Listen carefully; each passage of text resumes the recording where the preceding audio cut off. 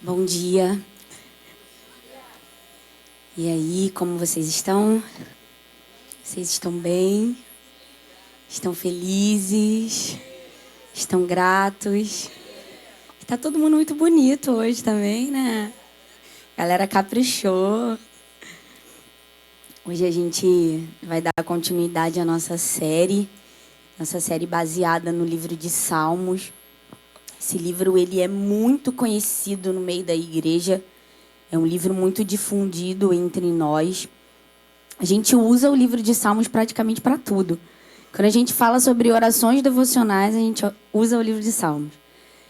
Quando a gente fala sobre orações comunitárias, a gente usa o livro de Salmos. A gente usa os salmos em várias cerimônias, como casamento, nascimento, aniversário, funeral. Sempre tem um salmo para cada ocasião. É impressionante isso. Quando a gente está precisando de encorajamento, se estamos tristes, a gente corre para os salmos. Se a gente está muito feliz, jubilante de alegria ali, loucos para louvar o Senhor, normalmente a gente escolhe um salmo para nos representar. Então, de fato, esse livro é um livro muito difundido no meio da igreja. Faz parte de verdade da vida comum da gente, da vida comum da igreja. E agora nós entramos em uma jornada para enxergar o livro de Salmos não só como uma coletânea de hinos, mas também observando esse aspecto mais profético dos Salmos. Até por isso o nome da nossa série é Orações Proféticas. Então, a gente está nessa jornada de olhar para os Salmos com um olhar diferenciado, buscando realmente nele esse lado mais profético. E é um livro que fala muito sobre uma pessoa muito importante e que a gente cantou sobre ele aqui, que é Jesus. Pode colocar a primeira citação, por favor? Olha o que diz o teólogo McGee, ou algo parecido com isso, tá, gente?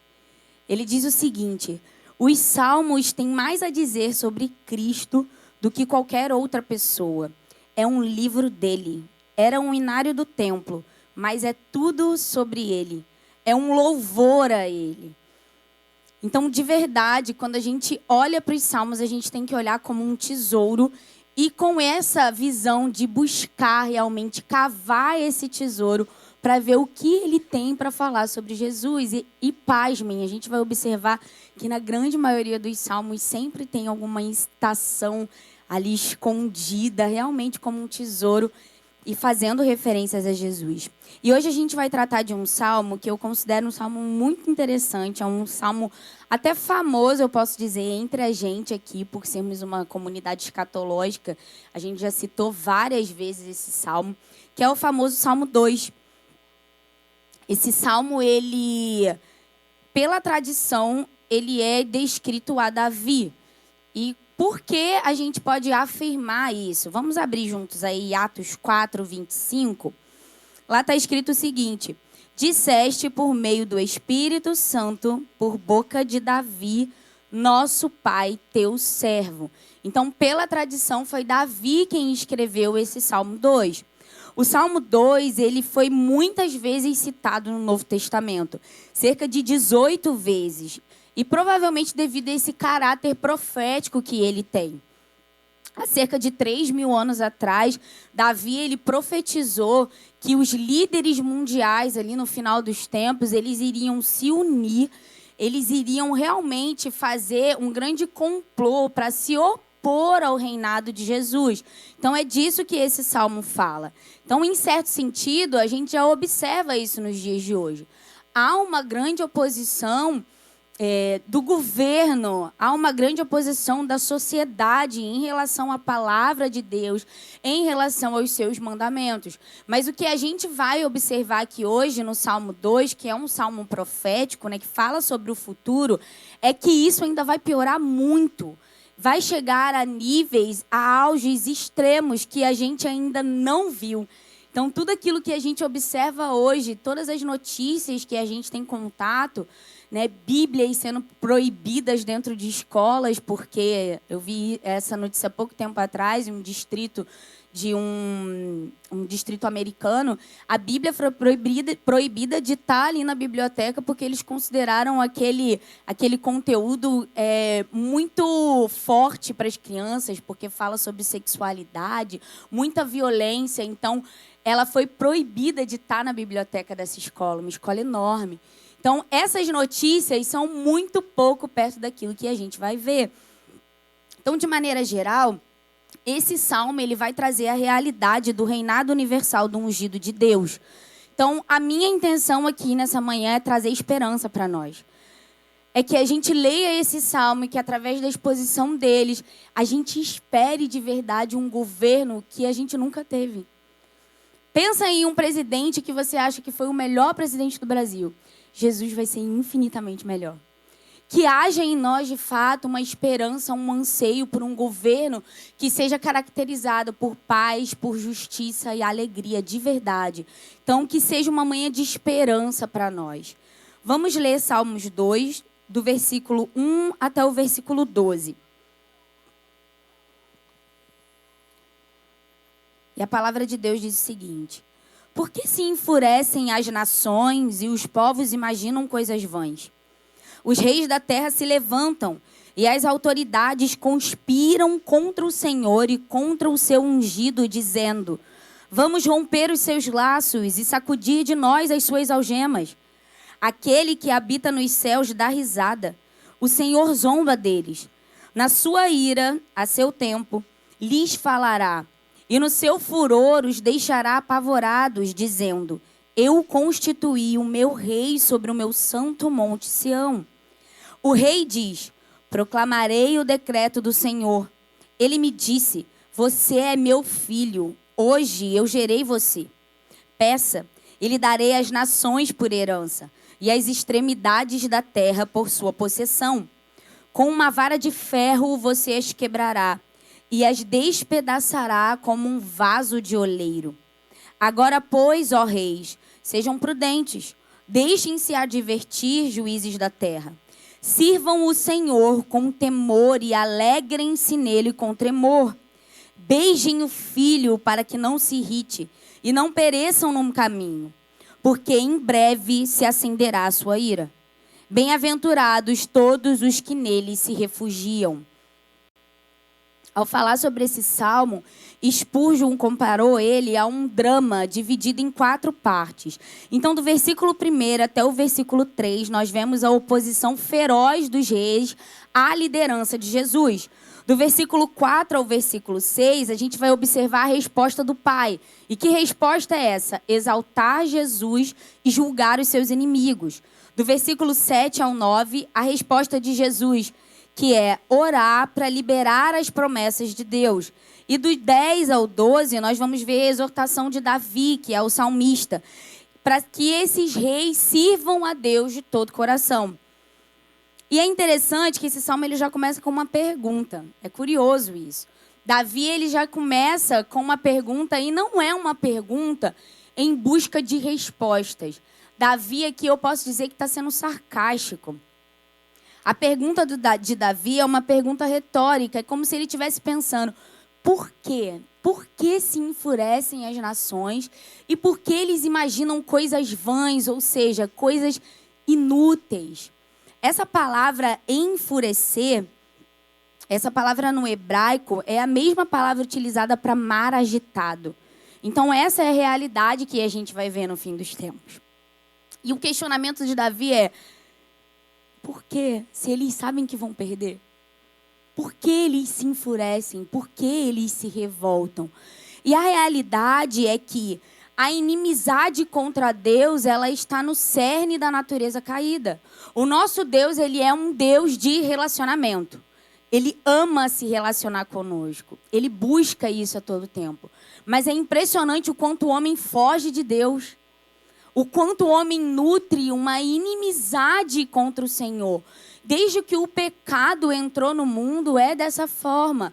Há essa ruptura muito grande.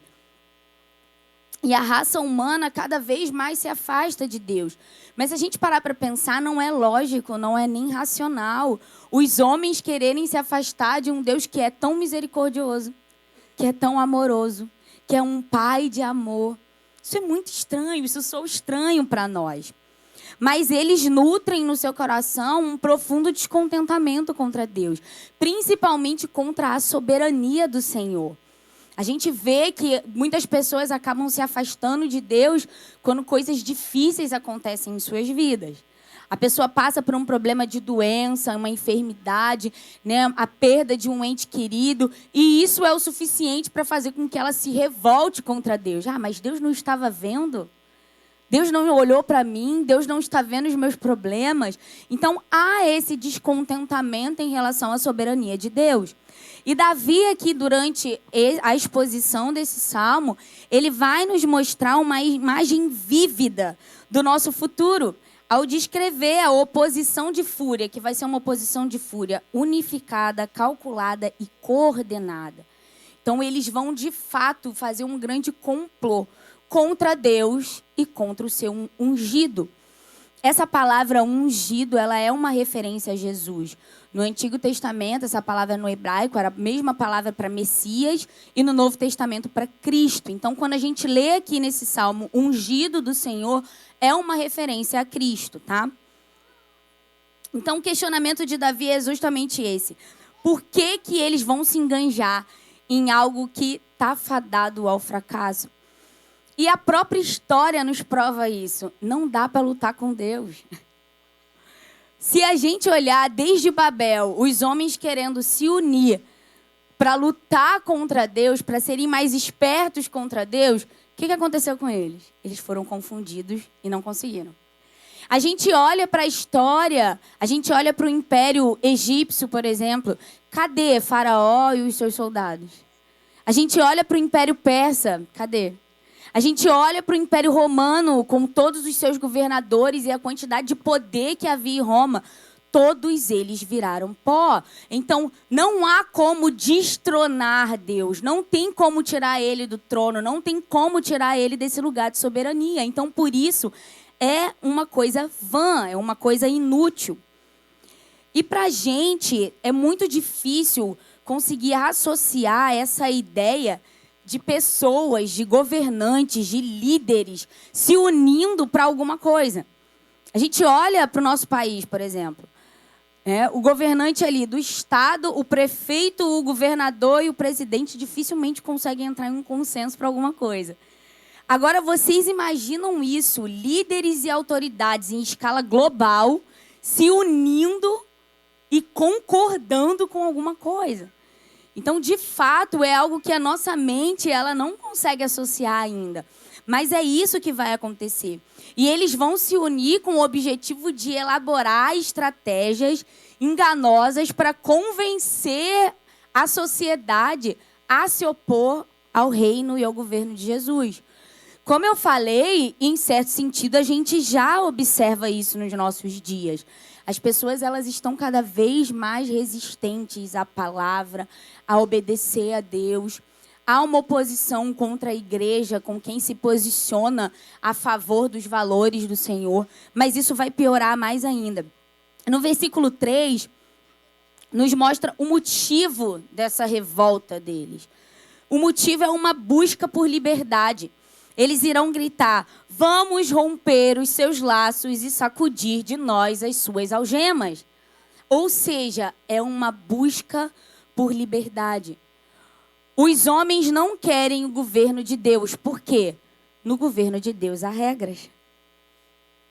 Há regras, há limites, há ordenâncias. E eles não conseguem enxergar isso como algo bom. Uma das estratégias de Satanás é justamente afetar a nossa mente com essa mentira. Ele faz isso desde Eva. Ele aponta as ordenanças de Deus como algo cruel, como algo que te limita. E o quanto isso é perigoso até para nós que estamos caminhando com o Senhor. Quando a gente olha para a palavra de Deus e a gente só consegue enxergar um bando de restrições, um bando de nãos, isso gera em nós uma certa frustração. A gente precisa olhar a palavra de Deus como o amor do Senhor revelado a nós. Então, cada não dele, cada ordenança, cada mandamento é o amor do Senhor nos protegendo. Mas a realidade é que eles não vão enxergar dessa forma. Eles vão enxergar a palavra de Deus e isso a sociedade no geral, ali no final dos tempos, como algo negativo. Como amarras, como laços, como bem diz esse versículo. Então, eles vão procurar a todo custo remover os limites morais da sociedade. Então, santidade não vai ser o que é santidade para nós.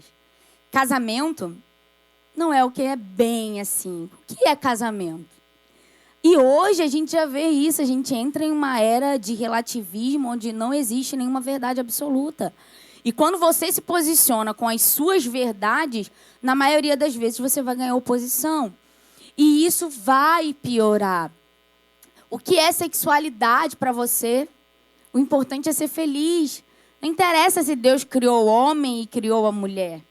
Então, como eu falei, tudo isso, eles vão se opor a tudo isso com o objetivo de dizer que obedecer ao Senhor impede o homem de atingir o seu potencial.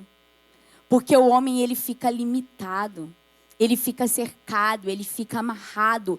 Então, por causa disso, eles precisam romper com esses laços. E a pergunta que não quer calar: como Deus reage a essa revolta? Lá de cima, Deus vê os homens se unindo em uma revolta coordenada, unificada e global. Ele vê eles se revoltando contra a sua palavra, afetando a mente das grandes massas. Será que Deus fica lá de cima assim meio preocupado? E ele olha e fala assim: nossa, agora ficou difícil para mim, dar aquela coçadinha assim na cabeça, né? Não, agora ficou difícil, são muitos. E eles estão com sangue nos olhos, eles estão unidos. Será que Deus fica ansioso? Será que isso tira o sono de Deus? Será que ele fica preocupado com essa reação dos homens? Olha o que diz no versículo 4. Aquele que habita nos céus dá risada. O Senhor zomba deles. Então, essa é a resposta de Deus para a revolta humana. Deus está lá em seu trono soberano, sentado, olhando a terra e vendo os homens se unirem em revolta contra ele. E a resposta que ele tem é deboche. Ele ri. Ele zomba deles. E essa palavra zombar significa tratar com desprezo. Deus realmente não dá valor nenhum para essa revolta. A cena que Deus observa do seu trono imaginem vocês, várias formiguinhas unidas, muitas formigas, tentando empurrar uma montanha. É uma cena ridícula. Não importa quantas formigas existam, vai ser ridículo, porque ela nunca vai conseguir empurrar uma montanha. Então, a verdade é que nessa queda de braço, o Senhor, ele é vitorioso. Sempre. E por isso ele ri, e por isso ele debocha. E Deus continua, então, com a sua resposta aos homens. Na sua ira, a seu tempo, lhes falará, e no seu furor, os deixará apavorados. Por que os homens ficam apavorados com essa resposta? Essa palavra furor, ela significa um ato de bufar de raiva. Então, imaginem vocês, um passeio no meio de uma floresta. Você está ali, daqui a pouco você se depara com um búfalo raivoso na sua frente. Não deve ser a melhor cena da vida. E é o que a palavra está dizendo. Quando o Senhor vier fazer justiça, ele será como um búfalo raivoso. E é isso que vai deixar os homens apavorados. E há algo interessante nesse versículo, que é a expressão "a seu tempo". Isso é muito legal. Para nós temos sede e fome de justiça. Como eu falei, a gente observa as notícias a cada dia e nós nos entristecemos com essa revolta contra Deus. Nós ficamos tristes, revoltados.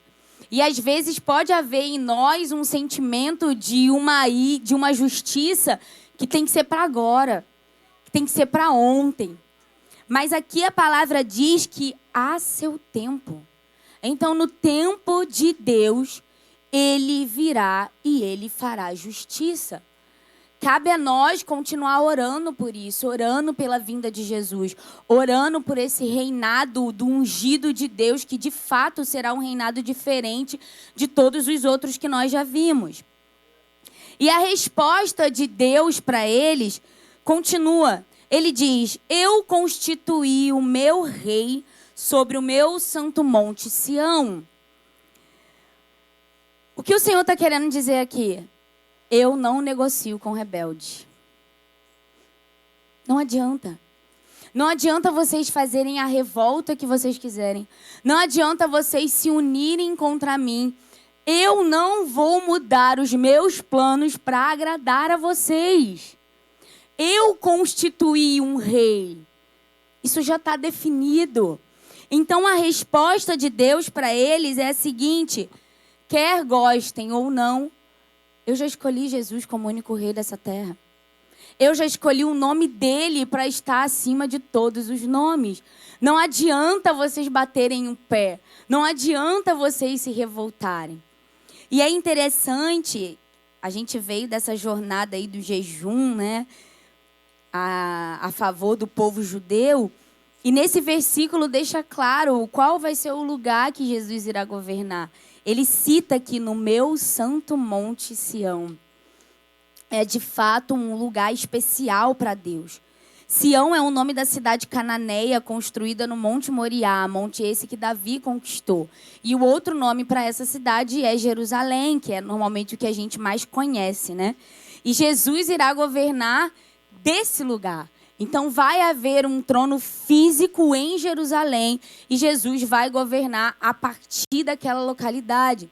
Isso explica muita coisa, porque nós vemos na história tanta fúria das nações para destruir aquela localidade, tanta sede, tanta guerra por aquele lugar, porque é um lugar escolhido por Deus, é um lugar precioso para Ele. Vai ser o lugar onde o rei que Deus escolheu se assentará e governará todas as nações.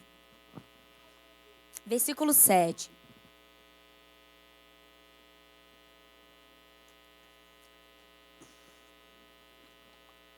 Aqui, a partir do versículo 7, a gente já vai observar as falas de Jesus. Então, é Jesus entrando aí nesse diálogo. E ele diz o seguinte: o rei diz: proclamarei o decreto do Senhor. Ele me disse: você é meu filho. Hoje eu gerei você. Então, como eu falei, essa é uma fala do ungido do Senhor. Esse decreto, ele desenvolve a promessa de adoção feita a Davi, lá em 2 Samuel 7,14. Abre para mim, por favor.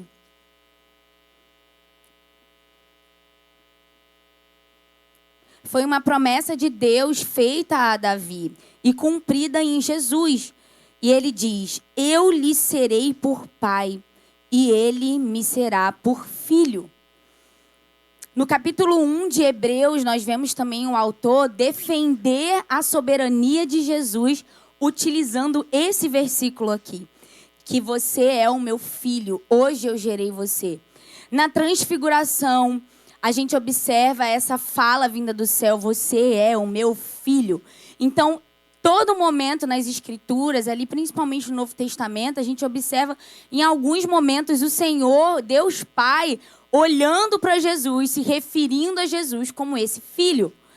E isso muda tudo na história. A filiação de Jesus, o fato dele ser o filho de Deus, muda tudo para nós. Uma das coisas que mais deixava os religiosos estressados e revoltados era quando Jesus se dizia ser o filho de Deus. Ele poderia se apresentar como um mestre, ele poderia se apresentar como um profeta, que não haveria problema, mas quando ele dizia que ele era o filho de Deus, isso incomodava muito aos religiosos. E como eu falei, isso é o que diferencia o cristianismo de todas as outras religiões. Nós cremos que Jesus é o Filho de Deus. Há alguns meses atrás, eu e o Maurício, a gente estava conversando com um casal que é católico, e eles tinham vindo de uma visita à Turquia. Eles estavam contando para a gente as experiências ali da viagem, como foi legal. E eles visitaram alguns lugares importantes para o cristianismo, algumas igrejas subterrâneas. E eles visitaram também alguns lugares importantes para o islamismo. A guia que eles contrataram era uma guia muçulmana.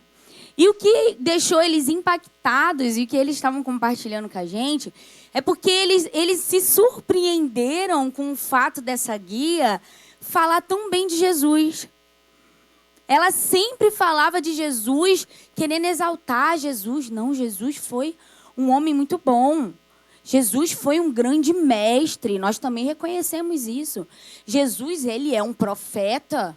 Nós reconhecemos. E eles vieram compartilhar isso com a gente, animados. Nossa, a gente ficou feliz de ouvir essas palavras vindo dela. Eu achei isso muito interessante. E, em certo sentido, a conclusão que eles chegaram. Não tem tanta diferença, assim, né? Entre o islamismo e entre o cristianismo. Porque nós consideramos Jesus um homem bom, nós consideramos ele um bom mestre, nós consideramos um profeta, e eles também. E nesse momento a gente, não, isso é pegadinha. Fato dela dizer que Jesus é um mestre, é um profeta, não faz de Jesus Deus. Nós cremos que ele é Deus encarnado. Nós cremos que ele é o Filho de Deus. 1 João 2, versículo 22 e 23. Olha o alerta do apóstolo João para nós. O quanto essa questão ela é importante. 1 João 2, versículo 22 e 23. Olha o que João diz. Quem é o mentiroso, senão aquele que nega que Jesus é o Cristo? Este é o anticristo, o que nega o Pai e o Filho. Todo aquele que nega o Filho, esse não tem o Pai. E aquele que confessa o Filho tem igualmente o Pai. E nessa conversa eu lembrei na hora desse versículo. Não foi à toa que João utilizou esse adjetivo para falar sobre Jesus. Que eles negam o Filho. Essa era uma das grandes polêmicas da época. Mesmo depois da ascensão de Jesus, eles ainda questionavam o fato, será que ele é mesmo Deus encarnado? Isso foi uma luta durante anos da história da igreja. Haviam grupos que defendiam que Jesus, ele não era Deus, ele era homem somente. E havia outros que defendiam que ele não era filho de Deus. Então, realmente, essa era uma luta de muitos anos da história, até se chegar a uma conclusão sobre a divindade e a humanidade de Jesus, de que ele era 100% homem, 100% Deus, e era realmente o Filho de Deus, o escolhido para essa missão. Versículo 8. Esse versículo ele é muito interessante. Se a gente parar para analisar, é como se Davi ele estivesse ouvindo a conversa ali entre a Trindade. Então, Davi está ouvindo Deus Pai orientar o Deus Filho. Peça, e lhe darei as nações por herança, e as extremidades da terra por sua possessão. Então, Deus Pai, ele manda Jesus orar, pedindo as nações, pedindo essa herança. Então, a gente vai observar Jesus nessa imagem do fim dos tempos, como esse grande intercessor que irá realmente se colocar nessa posição de oração, pedindo ao Pai para que o seu poder seja rapidamente, plenamente difundido sobre toda a terra. E eu imagino a sede que Jesus não tem. Eu imagino ele realmente sentado no trono e desejando isso. Eu quero descer. Eu imagino nas nossas orações mais quentes, principalmente ali nas quintas-feiras, que a gente tem uma liberdade maior. Eu imagino ele olhando aquilo lá de cima e falando, eu quero descer, eles me querem lá embaixo, deixa eu ir. Imagina a sede de Jesus realmente por nos encontrar e por conseguir, de fato, finalmente, depois de tanto lutar por isso, ele se entregou por isso. É a herança dele, ele merece. Jesus, ele quer se apossar. E a herança dele é todas as nações, as tribos, os povos e línguas, como é descrito lá em Apocalipse 7:9. Então, que isso aumente em nós essa esperança realmente, de orar por isso. Né? Jesus, ele também tem sede por esse santo dia. Versículo 9. E aqui continua a trabalhar a fala de Jesus. Com uma vara de ferro você as quebrará e a despedaçará como um vaso de oleiro. Então, essa suprema soberania do Rei dos Reis, ela é retratada aqui no fato dele subjugar. Então, o que faz de Jesus quem ele é? Ele foi escolhido por Deus, ele foi constituído rei, ele se assentará naquele trono em Israel e ele é quem julgará todas as nações. Então, isso confirma toda a soberania de Jesus em relação a todos os outros, né? Aos anjos, ele é maior do que os anjos, ele é maior do que Moisés, ele é maior do que os profetas, porque ele foi a pessoa escolhida para julgar as nações.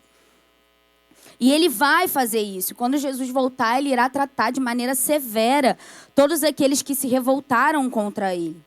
Essa palavra vara, aí no versículo 9, ela é a mesma palavra utilizada para cedro, que a gente observa muito também ali no Antigo Testamento. Então, vara e cedro são as mesmas coisas no original. Acaba que a gente tem costume de pensar nessa vara, a gente já lembra logo do pastor de ovelhas, né?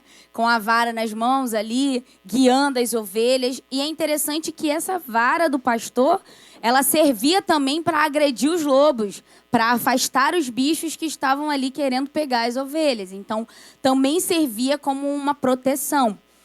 Mas quando Davi usa essa palavra aqui, muito provavelmente a ideia dele era essa ideia de cedro. Culturalmente falando, ali no Antigo Testamento era muito comum os faraós egípcios, quando eles estavam tendo problemas para conquistar outras cidades ou outras nações, existia um ritual que eles faziam. Eles colocavam vários vasos de cerâmica na frente deles e eles vinham possuídos de ira com o seu cedro na mão e quebravam esses vasos. Então, muito provavelmente, o que Davi está se referindo aqui é essa cena, né, dos vasos sendo quebrados.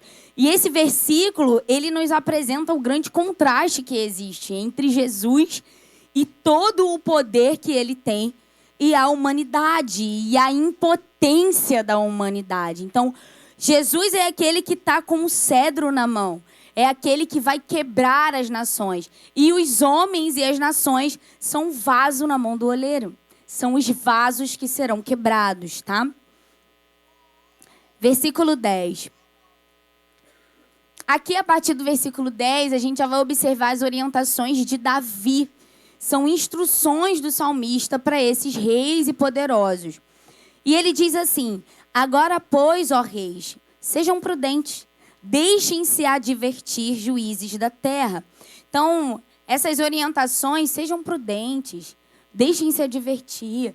Traz realmente essa ideia de conselho, né? E Davi, esse versículo, ele tem um tom bem surpreendente para nós. Nós estamos falando sobre a ira de Deus, nós estamos falando sobre a vinda de Jesus, nós estamos falando sobre um governo sendo instaurado.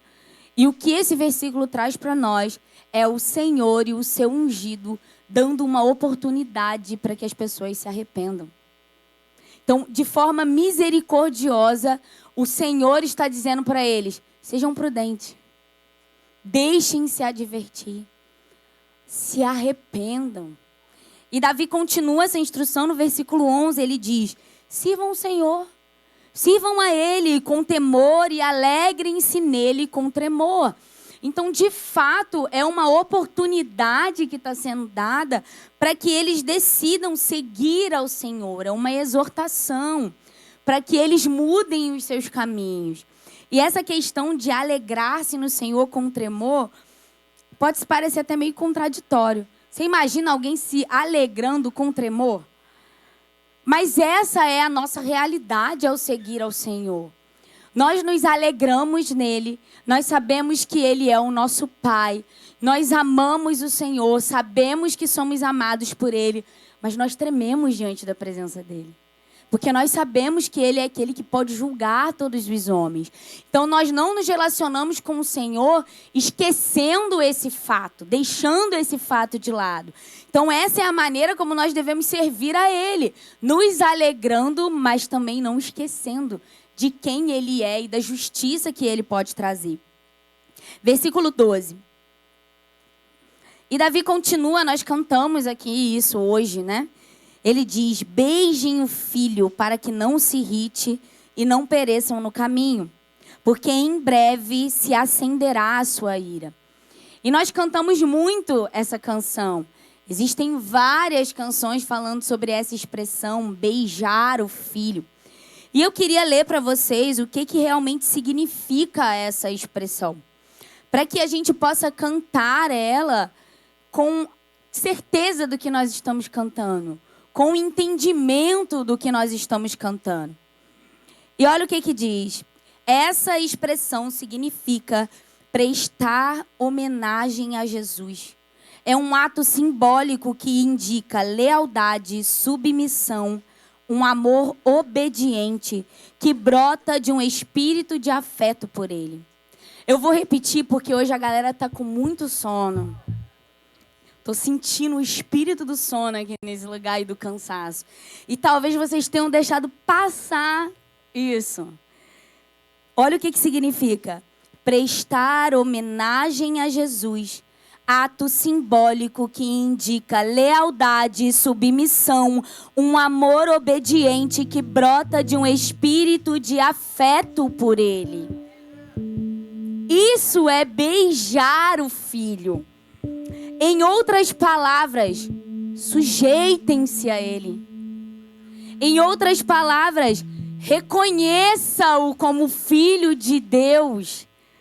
Em outras palavras, não se rebele contra ele, não tente resistir a ele.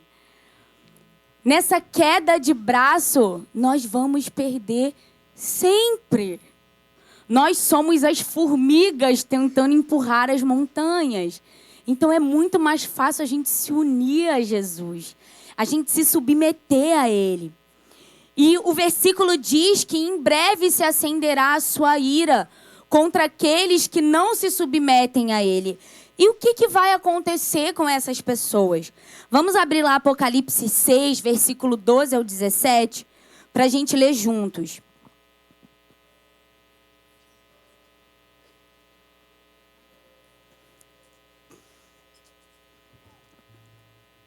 Apocalipse 6, do 12 ao 17. Vi quando o cordeiro quebrou o sexto selo.